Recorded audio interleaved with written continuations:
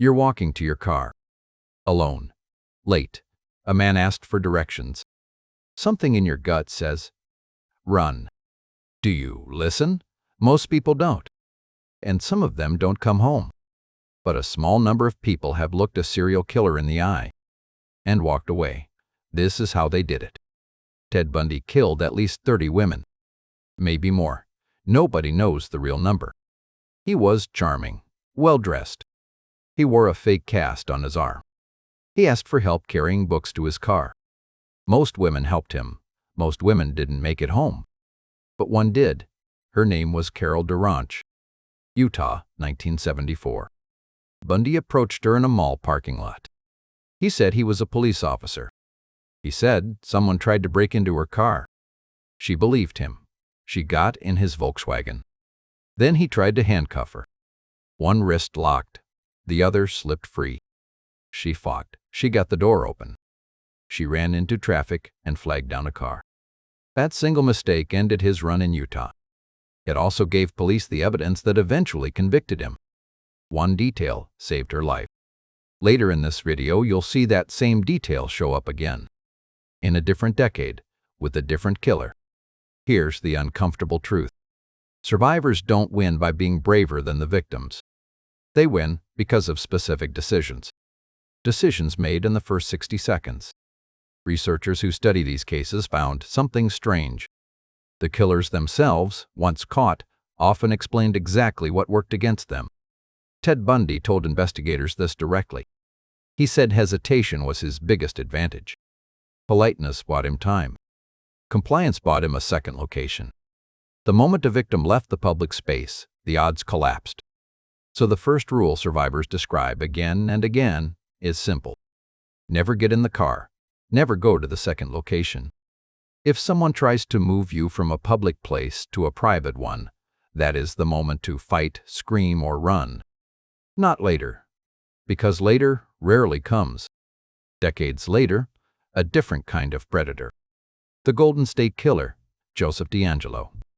Over 100 burglaries. At least 13 murders. 50 rapes. He stalked victims for weeks before attacking. He learned their routines, their locks, their dogs' names. But some victims survived him. And what saved them wasn't luck. It was noise. One woman later described waking to a flashlight in her face. She didn't freeze. She screamed immediately, as loud as she could. DeAngelo fled. He hated confrontation that drew attention. His own later interviews confirmed it. Noise terrified him more than resistance did. This is the second pattern. Predators who plan meticulously rely on silence and control. Take away the silence, and the plan falls apart. Here's why so many people don't scream. Don't run. Don't fight. It's not weakness. It's biology. When the brain senses extreme danger, it can trigger something called tonic immobility. The body locks. Muscles go rigid. Voice disappears. It's the same freeze response seen in prey animals. It kept our ancestors alive against predators who tracked movement. Against a human predator, it can be fatal. Survivors who escaped described fighting through that freeze deliberately. Not because they weren't scared. Because they trained their mind, even in that instant, to override the freeze with one action. A scream. A step backward.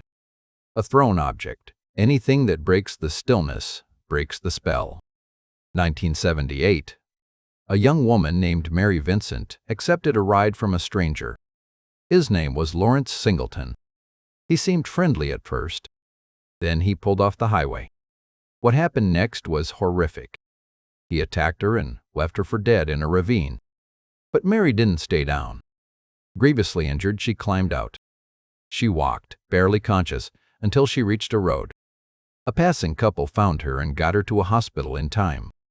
Her testimony convicted him. Investigators later said something chilling. Singleton assumed she wouldn't survive to identify him. That assumption was his only miscalculation. The pattern again. These predators build their plan around a victim, staying silent, staying still, staying passive. The instant that assumption breaks, so does their control.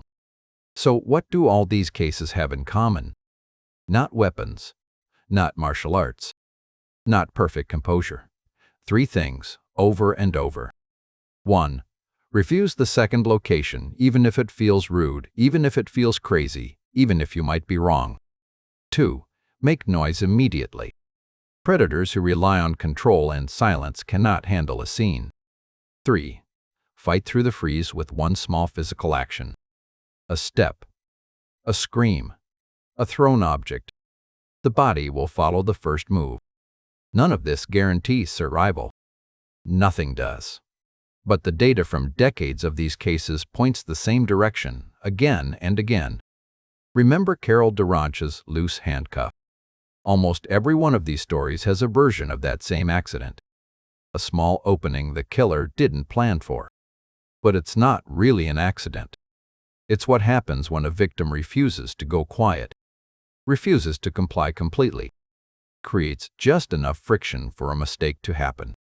Killers who plan meticulously are still human. They can be rattled. They can be interrupted. They can be outrun, outscreamed, or simply outfought for 30 seconds. 30 seconds is often all it takes. These stories aren't told to scare you into staying home.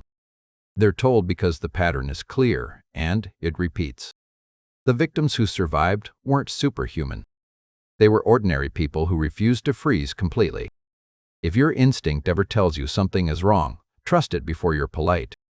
Because in almost every case like this, the difference between a victim and a survivor was never luck. It was the first 10 seconds.